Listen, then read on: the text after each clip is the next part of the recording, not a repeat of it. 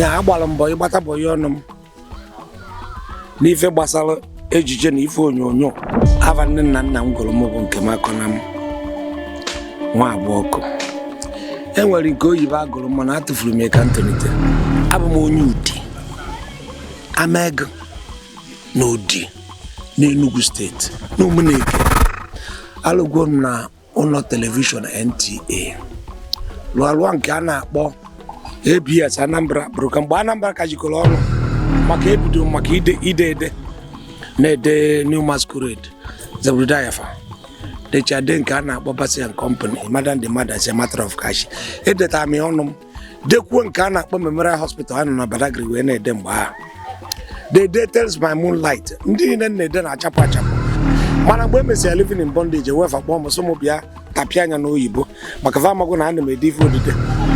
agbakọtara m bọọlụ ọfụma bọọlụ gbaba m agba m bọọlụ na steeti East Central steeti gbaa nke Anambra steeti oge ekewara Anambra gbakwuori Nigeria emeela m fa ife a na-akpọ sports athletics emegide m ya mee ya national level